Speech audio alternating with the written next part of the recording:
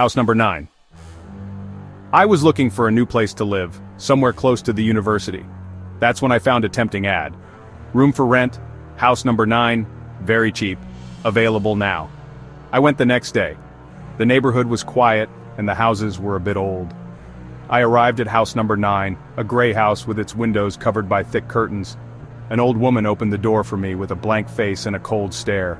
The room is upstairs. Don't open any door besides your own. And don't come down after midnight. I chuckled to myself at how strange she was, but I brushed it off because of the price.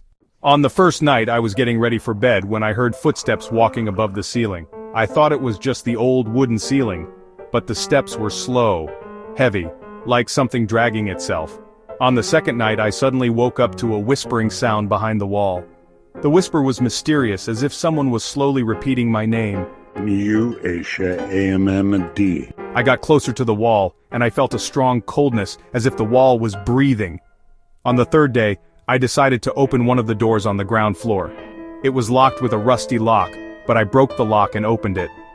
The room was completely dark and it smelled of death. I stepped inside, and suddenly the door slammed shut behind me violently. I kept screaming and banging on the door, but it wouldn't open. Then a faint light started to appear, and I wasn't alone. On the walls, carved faces, crying and screaming, and the whispers became shouts. Join us? The house doesn't let anyone leave. I gathered all my strength, broke the door, and ran outside. And when I came back in the morning with the police, there was no house number 9. All the houses are numbered, but they skipped number 9 directly. The house disappeared, but it still whispers to me every night. And repeats the same voice to me. Join us. Return to the cursed number. 3 years had passed since I left that house, or what I thought was a house. I tried to forget everything.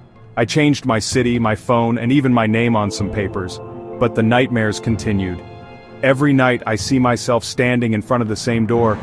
I hear whispers. I hear my name being called in my own voice. One night I woke up to a knocking sound on my apartment door. I opened the door and found no one. But on the floor, there was a small piece of paper, and on it was written, "You cannot escape from house number 9. Come back before we come for you." The next day, I found myself looking for the old address, even though I swore I'd never go back. I got to the same street, and the shock? House number 9 was back. As if nothing had happened, the same gray color, the same closed windows, but this time the door was open, waiting for me. I went inside. The house was empty. No old woman, no furniture, nothing. Except for one mirror in the middle of the living room. I slowly walked closer to it, and then I saw myself in it. But behind me stood a person. No, a being. Its face was twisted, its eyes were completely black. I turned around, but I didn't see anyone. I looked at the mirror again, and it was empty. But when I touched its surface, a hand pulled me from inside.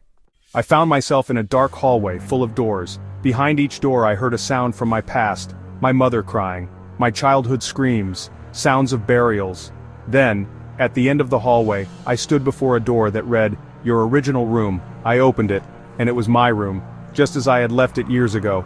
But on the bed was me, sleeping, breathing, another person exactly like me. Then the other me opened his eyes, looked at me and said, "You left, but I stayed. Now it's my turn to live, and you will take my place." And suddenly I found myself inside the mirror, watching him leave the house. House number 9 doesn't disappear. It moves with you. The last mirror. Days passed, or maybe months, and I was trapped inside the mirror. There's no time here, no sound, just my shadow, watching me from behind the glass, living my life in my body among people. I saw everything. His fake smile, his words I wouldn't say, his cold stares at my friends, but he wasn't me. He was something living inside me. And people noticed the change. But too late.